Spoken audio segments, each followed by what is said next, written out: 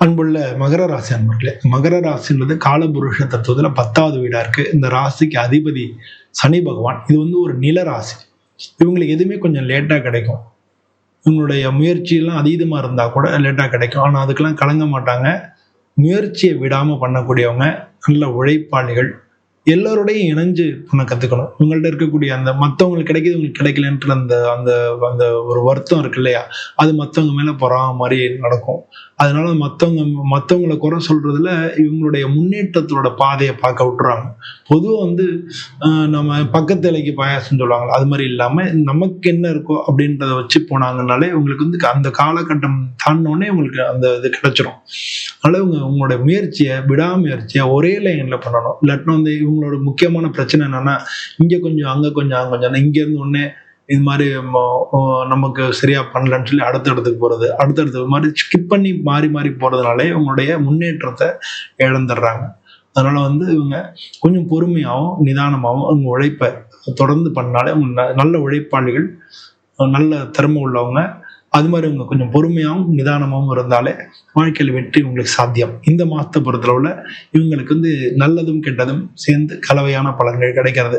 மாசத்தோட முதல் பகுதியில வேலை தொழிலில் ஒரு சில இடைஞ்சல்கள் இருக்கலாம். எதிர்பாராம சில சிக்கல்களும் ஏற்படலாம். பட் அதெல்லாம் சரியா போயிடும். நீங்க இது பண்ணீங்க.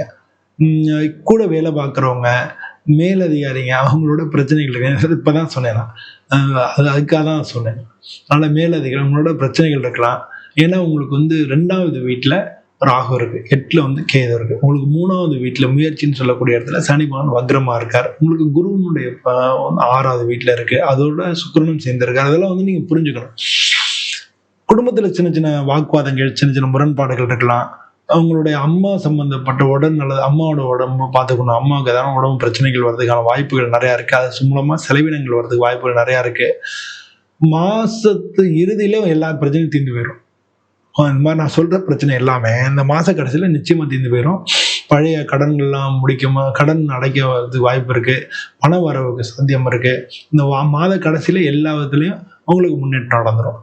வேலையில முக்கியமா உங்களுக்கு பொறுமையும் நல்ல பிளான் பண்ணி நீங்க பண்ணணும். நம்ம வேலையை நம்ம செய்வோம் அப்படின்ற அந்த எண்ணத்தோட வேலைகள்ல முழு ஈடுபாட்டோட செய்யறது ரொம்ப முக்கியம். வியாபாரம் பண்ணவங்க கொஞ்சம் ஏற்ற இறக்கமா இருக்கும். கொஞ்சம் நல்லா இருக்கும், அப்புறம் டவுன் ஆகிடும். அப்புறம் கொஞ்சம் ஏற்ற இறக்கங்கள் இருக்கும். குறிப்பா உங்களுடைய பார்ட்னரோட பிரச்சனைகள் வரலாம். மாதிரி உங்க பார்ட்னர் லேடியா இருந்தாங்கன்னா நிச்சயமா கவனமா இருக்கணும். பிரச்சனைகள் வர்றதுக்கு வாய்ப்புகள் மிக மிக அதிகமா இருக்கு. குடும்பத்துல பழைய பிரச்சனை எல்லாம் முடிவுக்கு வந்துடும். சின்ன சின்ன மனசு சங்கடப்படக்கூடிய விஷயங்கள் வரலாம். ஏன்னா 2/8 குடும்பத்தான ராகு இருக்கிறதுனால. ஆனா அதெல்லாம் சரியா சரியா போயிடும். பின்னால சரியா போயிடும். அது மாதிரி ஏற்கனவே வர வேண்டிய பணம் அதெல்லாம் வரதுக்கான வாய்ப்புகள் நிறைய இருக்கு. கல்வி மாணவர்களுக்கு சாதாரணமா இருக்கும். அவங்களுக்கு படிப்பு சம்பந்தமான விஷயங்கள் மன அழுத்தங்கள் ஏற்படலாம். அதை நீங்க என்னடா இவ்வளவு தூரம் படிச்சு மார்க் இல்லைன்ற மாதிரி இருக்கலாம். இல்ல படிக்கிறதே கொஞ்சம் சலிப்பா இருக்கலாம். ஆனா நீங்க அதை விடாமுயற்சியோட திரும்ப நீங்க பண்ணும்பொழுது நிச்சயமா வெற்றி உங்களுக்கு சாத்தியம். திருமணத்துக்கான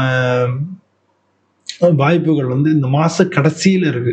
அதனால உங்களோட முயற்சியை விடாம செஞ்சுக்கிட்டே வாங்க. இந்த மாச கடைசியில நிச்சயமா திருமண வாய்ப்புகள் ஏற்படும். உடம்பு சம்பந்தமா மன அழுத்தம், சளி ஏற்படலாம், சளி தொந்தரவுகள் இருக்கலாம். அது மாதிரி உங்களுடைய அம்மாவுக்கு உடல்நிலை கோளாறுகள் வரலாம். இதெல்லாம் இந்த மகராசி அன்பர்களுக்கு இந்த மாசம் இருக்கக்கூடிய பிரச்சனைகளா இருக்கு. இடமாற்றம் ஏற்படலாம், டிராவலிங்கால ஏற்படலாம். இதெல்லாம் கொஞ்சம் எங்கேயாவது நீங்க பயணங்கள் வேலை சம்பந்தமாவோ பயணங்கள் ஏற்படலாம். இந்த வீடு இடம் அதெல்லாம் மாத்துறது வாய்ப்புகள் நிறைய இருக்கு. எல்லாத்துலயும் கொஞ்சம் எச்சரிக்கையா இருக்கணும், அவ்வளவுதான்.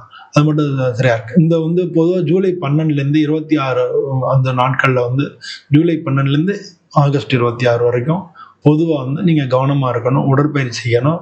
நோய் எதிர்ப்பு சக்தியை அதிகரிச்சுக்கணும். இதெல்லாம் முக்கியமானதா இருக்கு.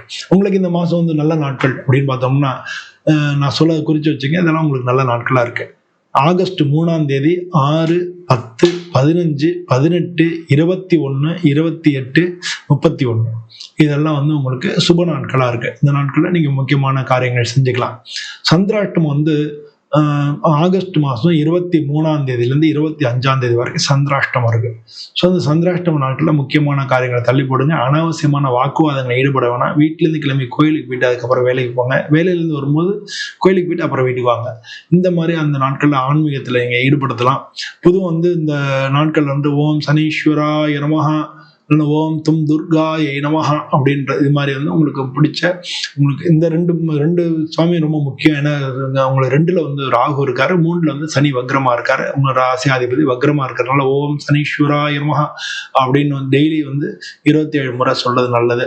அதுவும் சந்திராஷ்டமம் 108 முறை சொல்றது நல்லது. இல்லாட்டினா ஓம் தும் துர்காயை நமஹா அப்படின்னு சொல்லலாம். இதுவும் ரொம்ப நல்லது. நல்ல பலன்களை உங்களுக்கு தேடி கொடுக்கும்.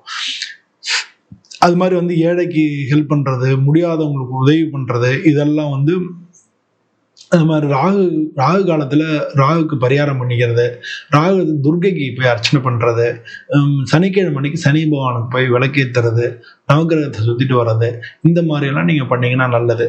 இது ஏழைகளுக்கு உதவுறதும் சரி, சாமி கும்பிட்றதும் சரி, இதெல்லாம் நீங்க உங்களை தான தர்மங்கள் அப்படின்னு சொல்லுவாங்க. அது மாதிரி அதெல்லாம் பண்ணி இது நம்ம முழு ஈடுபாட்டோட பண்ணுங்க. நான் எனக்கு அதை செய்யணும்னு கேட்டு போகாம முழுமையா ஈடுபட்டாட போய் உங்க மனசு சந்தோஷப்படுற மாதிரி நீங்க நல்லா கும்பிட்டோம் அப்படின்ற மாதிரி அந்த மாதிரி திருப்தியா பண்ணீங்கன்னாலே அது பெரிய லெவல்ல உங்களுக்கு சக்தியை கொடுக்கும். உங்களுடைய பிரச்சனை எல்லாத்தையும் தீர்க்கும். உங்களுடைய வாழ்க்கையை மேம்படுத்தும். இதே மாதிரி இன்னொரு உடைய சந்திக்கிறேன். நன்றி, வணக்கம்.